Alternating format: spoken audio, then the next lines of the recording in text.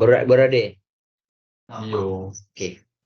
Bismillahirrahmanirrahim. Hari ini saya dan ahli kumpulan saya ingin membentangkan tentang Maisir. Terlebih dahulu, ingin saya mengenalkan diri saya, iaitu Muhammad Hifzam Israf bin Abu Qasim, nombor metrik 17 DIB 22F 1033. Nama saya Afif Aziz bin Hamzan, nombor metrik 17 DIB 22F 1060.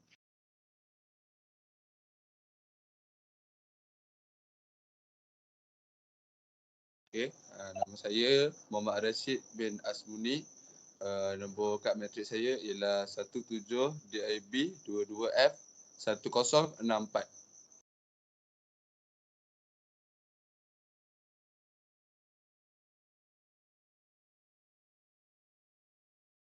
Okey, seterusnya saya akan pergi kepada definition of Maisir. Maisir literally means gambling. Islam has also categorically prohibited all forms of gambling. Maisir refers to the easy acquisition of wealth by chance, whether or not it deprives the other's right. Hamid, on 2009, defines Maisir as gambling. Also, any form of business activity where monetary gains are derived from mere chance, speculation, or conjecture. Maksudnya di sini dalam bahasa Melayu, Maisir ni secara harfiah bermaksud perjudian. Islam juga melarang secara mutlak aktiviti perjudian atau segala aktiviti yang berbentuk judi. Maisir ini merujuk kepada perolehan secara mudah untuk menjadi kaya, tapi secara kebetulan. Sama ada ia merampas hak orang lain ataupun tidak. Hamid pada tahun 2009 mendefinisikan Maisir sebagai perjudian. Juga sebarang bentuk aktiviti perniagaan di mana keuntungan kewangan diperolehi daripada peluang, spekulasi atau sangkaan semata-mata. The next is prohibition of Maisir in Quran and Hadis. Dalam surah Al-Ma'idah, Allah ada memberitahu kepada kita surah Al-Ma'idah ayat 90 hingga ke 91 yang membawa maksud, wahai orang-orang yang beriman, minuman keras dan permainan berpeluang dan berhala dan anak panah tenung hanyalah keburukan kerja tangan syaitan. Sesungguhnya syaitan itu hanya bermaksud hendak menimbulkan permusuhan dan kebencian di antara kamu dengan arak dan permainan-permainan yang boleh menghalang kamu daripada mengingati Allah dan daripada beribadah kepadanya. Maka adakah kamu telah melakukannya? Seterusnya disebut juga dalam hadis daripada Abdullah bin Amru telah berkata, Nabi Muhammad SAW melarang arak, permainan kebetulan ataupun juga kita disebut maisir, gendang, dan arak yang dibuat daripada milik, sambil berkata setiap yang memabukkan adalah haram. Hadis daripada Abu Daud.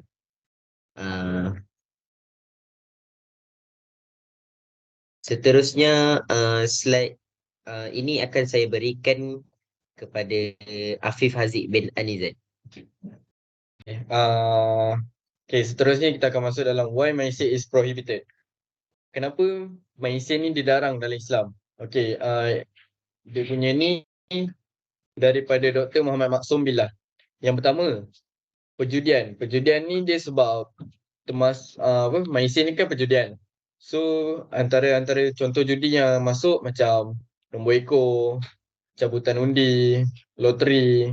Dia yang boleh menyebabkan seseorang tu bergantung pada peluang, nasib dan angan-angan kosong.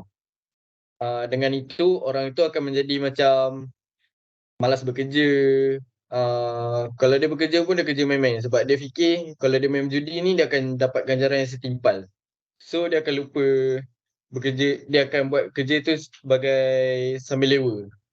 Okay, yang kedua, dalam Islam, harta seseorang tu suci dan ia tidak boleh diambil oleh orang lain selain pada pemiliknya kecuali dia menukarnya secara sah dan kalau orang tu bagi dia secara bebas. Contohnya macam kita sedekah.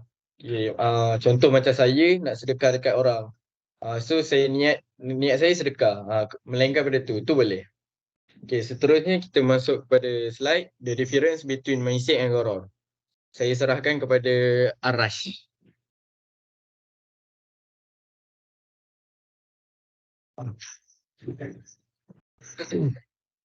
Baiklah, kita akan pergi kepada slide yang seterusnya, iaitu the difference between maisir and gharar. Seperti yang kita tahu, kita sebelum ni kita orang pun ada belajar kat tentang maisir dan gharar ni. Maisir ni perbezaan saya baca dulu lah. Gambling and gharar have the same thing in common which is not clear. But the difference between gharar and maisir is that gharar occur in buying and selling, but maisir or gambling occurs in game or bets. Yang bermaksud, perjudian dan gharar mempunyai persamaan yang sama, iaitu dia not clear ataupun maksud dia tidak jelas. Tapi perbezaan antara gharar dan maisir ialah gharar dia berlaku dalam jual beli. Manakala maisir ni dia berlaku dalam kita berjudi ataupun game ataupun membuat pertaruhan lah. Seperti yang kita tahu, gharar ni juga ada yang gharar yang dimaafkan dan gharar yang memang salah, memang tak boleh dimaafkan. Antara gharar yang, contoh gharar yang tak dimaafkan ialah kita beli ikan daripada supplier. Supplier tu kata ikan tu dia akan tangkap dulu baru dia bagi kat kita. Itu adalah perkara yang tidak clear. Itu sebenarnya tidak dimaafkan. Gharar yang dimaafkan contohnya seorang penjual tu dia membeli 200 kilo rambutan. Tetapi peniaga tu menjamin bahawa rambutan itu akan 90% elok. Tapi kita tahulah benda tu kan banyak. So macam sikit-sikit tu ianya akan dimaafkan lah. Maisir ni pula, dia memang jelas dan terang. Ia hanya berlaku di dalam pertaruhan dan juga dalam game. Okay, slide yang seterusnya saya akan serahkan kepada Afif Aziz.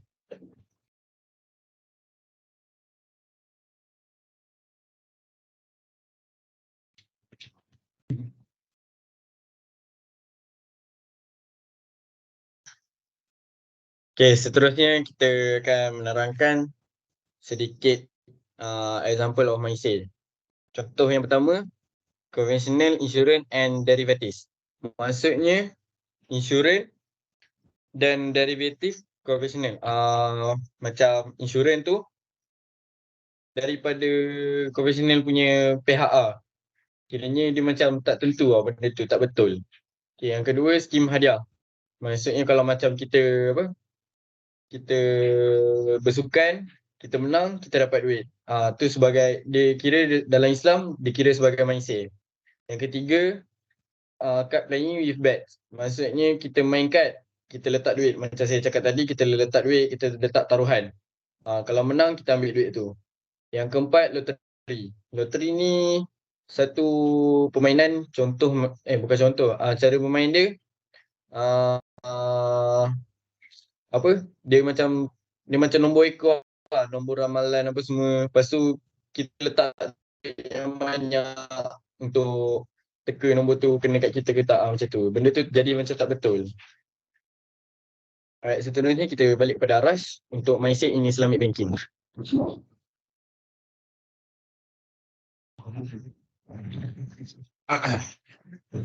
Baiklah, saya akan terangkan tentang Maisir in Islamic Banking. Saya akan baca dulu.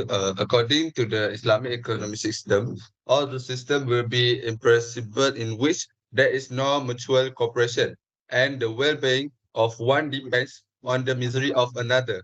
As happened in gambling, whether conduct in an uncivil manner or such civil manner as speculation or literacy.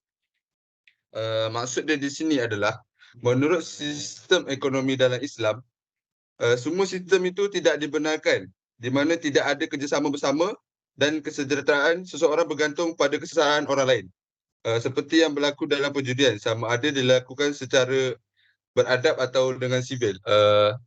Senang cerita, dalam ekonomi Islam, Maisir ini dia tidak sama sekali dibenarkan untuk kita guna Maisir ini dalam perbankan Islam. Walaupun ianya dibenarkan dalam undang-undang konvensional. Yang seterusnya saya serahkan kepada Hafiz Aziz.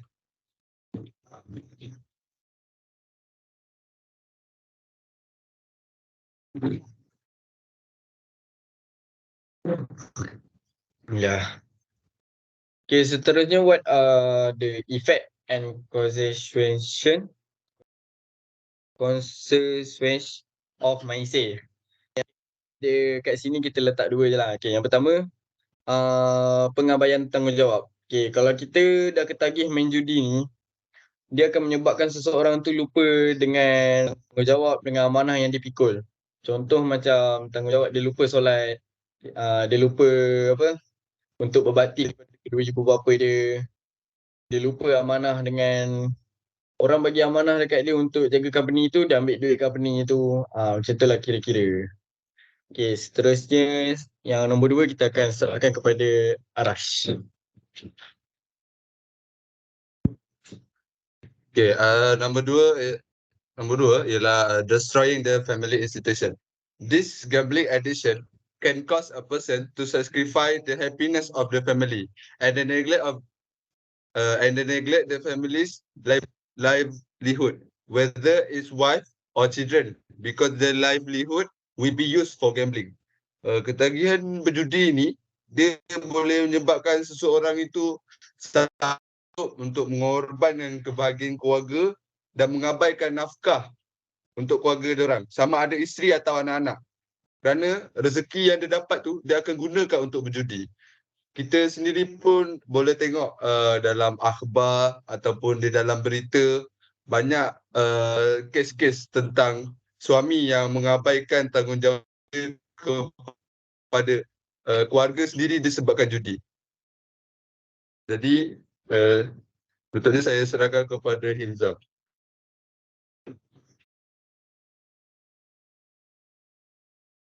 Okey. Dari apa yang telah kami bentang hari itu, maka amatlah sudah apa yang untuk kami sampaikan tentang Maisir, iaitu perjudian. Kami juga memberi serba sedikit sumber rujukan untuk dirujuk oleh jikalau tuan semua ingin mencari maklumat yang lebih lagi tentang Maisir. Jadi sebelum saya menamatkan presentation saya pada hari ini, saya ingin memberikan satu pantun sebagai pantun penutup. Pak topik menjahitnya kopiah. Kopiah dijahit beldu yang utuh. Wabillahi taufiq wal hidayah. Wassalamualaikum warahmatullahi wabarakatuh.